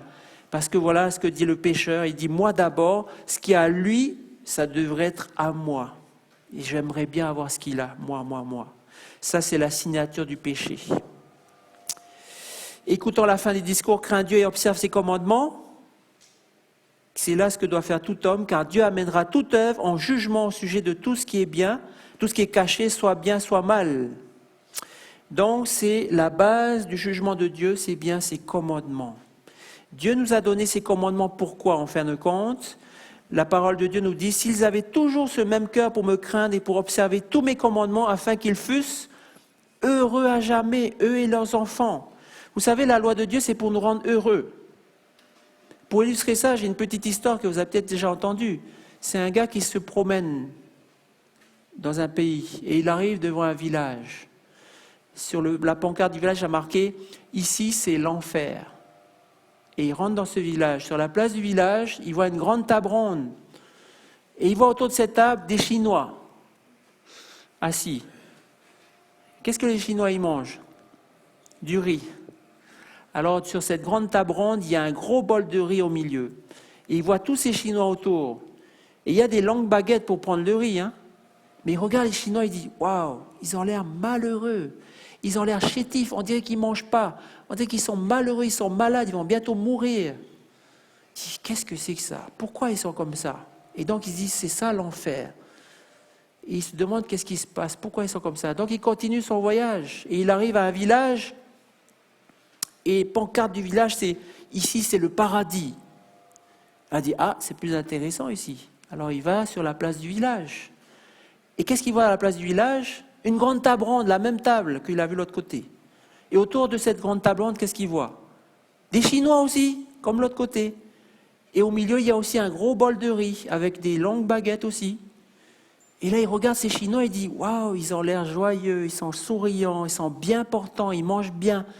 Mais comment ça se fait qu'ici, ils mangent bien, ils sont souriants, ils sont bien portants, et là-bas, là, dans le village de l'enfer, ils étaient squelettiques, ils étaient malheureux, ils n'étaient pas bien. » Et là, il observe que ces Chinois-là, ils prennent les longues baguettes pour atteindre le bol de riz, ils prennent le riz et ils donnent à ceux qui sont en face.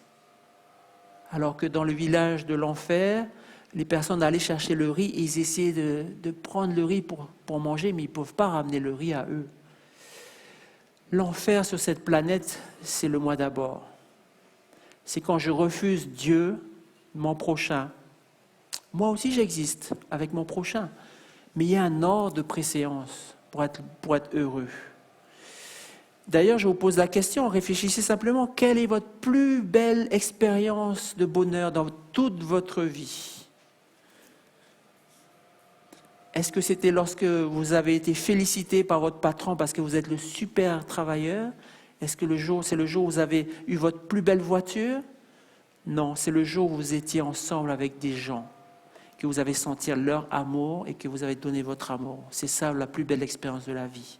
Et c'est ça la loi de Dieu.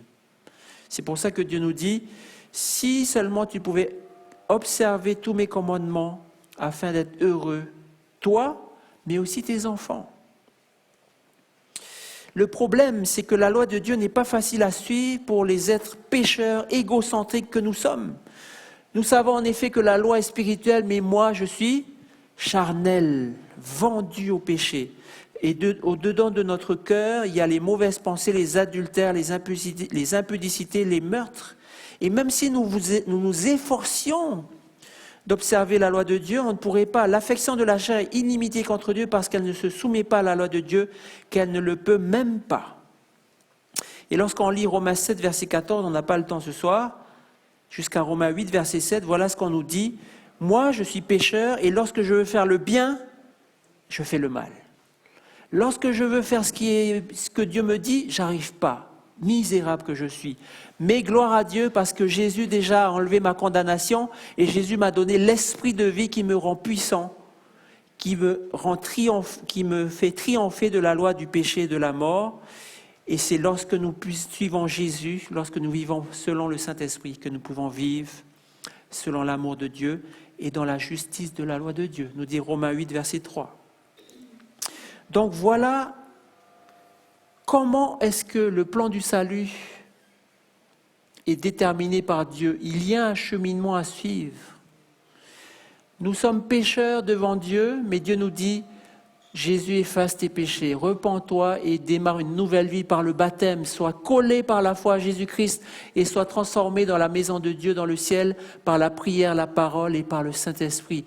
Et selon la loi de Dieu, tu vas devenir observateur de la loi de Dieu. Tout cela se fait par l'esprit de vie en Jésus-Christ, des Romains 8, verset 3.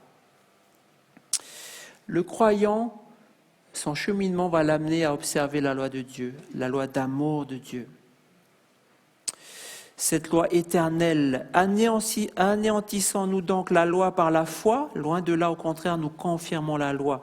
Je vous dis Jésus nous dit, je vous le dis, tant que le ciel et la terre ne passeront pas et ne disparaîtra pas de la loi, un seul iota, un seul trait de lettre jusqu'à ce que tout soit arrivé, si votre justice ne surpasse celle des théologiens et des pharisiens, des gens les plus justes de votre Église, vous n'entrerez pas dans le royaume des cieux. Jésus a donné cette loi. Jésus a dit, ne croyez pas que je sois venu pour abolir la loi ou les prophètes. Je suis venu non pour abolir, mais pour accomplir. Il y a des personnes qui ouvrent la Bible sans le Saint-Esprit, qui lisent des versets et qui disent, voyez, Jésus a aboli la loi.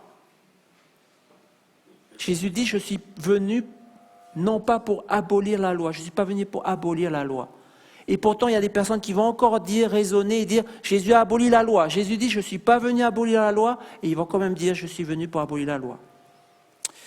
Alors Jésus vient pour accomplir la loi et tous ceux qui s'accrochent à lui par la foi vont accomplir la loi. Voilà ce que dit Jésus. Nous sommes comme cette voiture abîmée, nous ne pouvons pas accomplir la loi, mais si nous sommes par la foi en Jésus, nous allons accomplir la loi de Dieu. Notre voiture sera puissante pour accomplir la loi de Dieu. Nous pourrons aimer comme Jésus, agir comme Jésus. Lorsque nous nous engageons dans le baptême avec Jésus, nous recevons pleinement le Saint-Esprit par la foi. Et le Saint-Esprit va faire quoi? Il va nous donner l'amour de Dieu. L'amour de Dieu est répandu dans nos cœurs par le Saint-Esprit qui nous a été donné. C'est le Saint-Esprit qui nous donne l'amour de Dieu. C'est quelque chose de surnaturel. C'est quelque chose qui dépasse notre entendement. C'est là où on regarde quelqu'un, je dis, ah non, celui-là, je ne peux pas. Vraiment, c'est trop difficile, je ne peux pas. Mais si vous avez le Saint-Esprit, vous allez pouvoir. Vous allez pouvoir l'embrasser alors que vous ne pouvez pas normalement.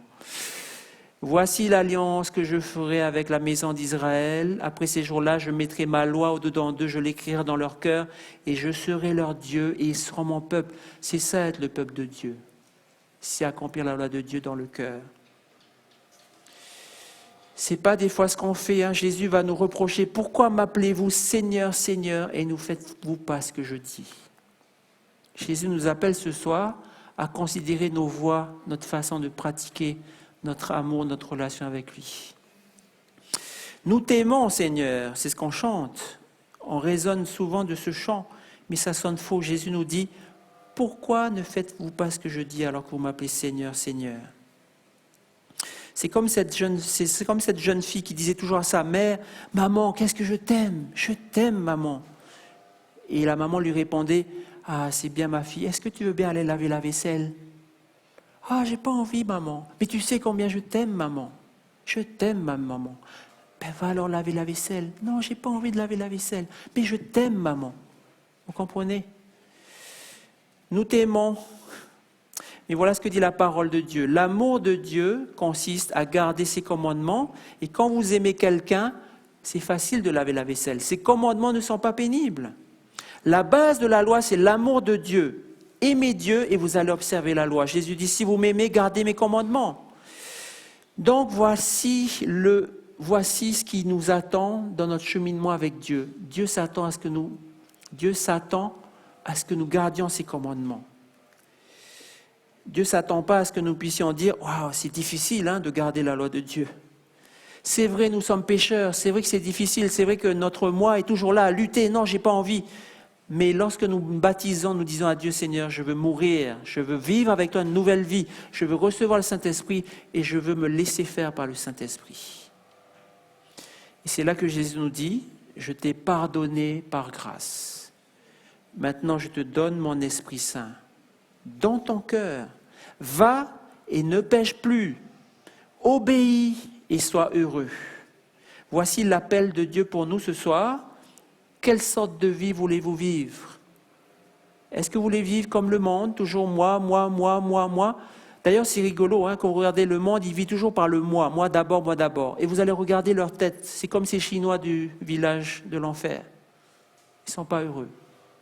Mais regardez ces chrétiens qui ont reçu l'amour de Dieu, l'Esprit de Dieu, et qui sont prêts à tout donner pour leur prochain. Regardez leur tête, comment ils sont heureux, comment ils sont épanouis.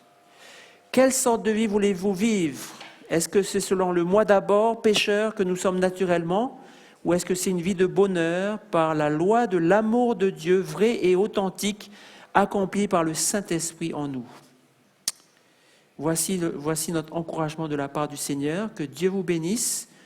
Prions pour recevoir le Saint-Esprit, l'amour de Dieu dans notre cœur. Amen. Je vous invite à vous lever. On va prier ensemble pour terminer.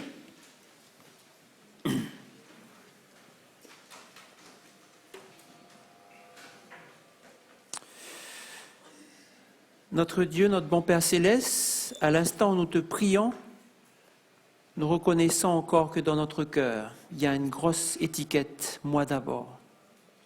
Nous reconnaissons que dans notre façon de parler, de nous comporter, de penser, il y a toujours ce moi d'abord qui veut régner sur nous, cette iniquité, ce péché qui est là pour prendre ta place et pour prendre la place de notre prochain dans notre cœur.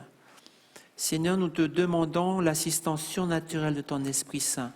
Nous tous qui avons été baptisés ici, tu nous as promis de recevoir le Saint-Esprit. Le Saint-Esprit est sur nous en cet instant. Et Seigneur, nous te demandons ton assistance pour nous laisser faire par le Saint-Esprit. Parce que le Saint-Esprit est là pour nous pointer dans notre péché, là où nous sommes encore sur le trône de notre vie, là où le moi d'abord règne toujours. Il y a des choses dans notre vie où nous t'avons laissé, mais il y a beaucoup de choses encore où c'est le moi d'abord. Peut-être que c'est la nourriture, peut-être que c'est ce qu'on regarde, peut-être que c'est notre façon de considérer les autres, d'être indifférent ou de faire des différences avec certaines personnes. Seigneur, nous réclamons ta puissance, la puissance de l'Esprit Saint, la puissance de ton Esprit Saint, pour recevoir cet amour de Dieu qui vient du ciel. et qui change toute notre vie, qui change tout notre cœur, où tu vas pouvoir écrire sur notre cœur ta loi d'amour, ta loi pour toi et ta loi pour notre prochain. Seigneur, nous confessons nos péchés, nous confessons notre faiblesse, mais toi tu es tout-puissant et toi tu veux nous préparer à ton retour. Lorsque Jésus va descendre du ciel, c'est pour prendre des personnes qui auront appris à aimer Dieu en premier, à aimer leurs prochains et eux-mêmes.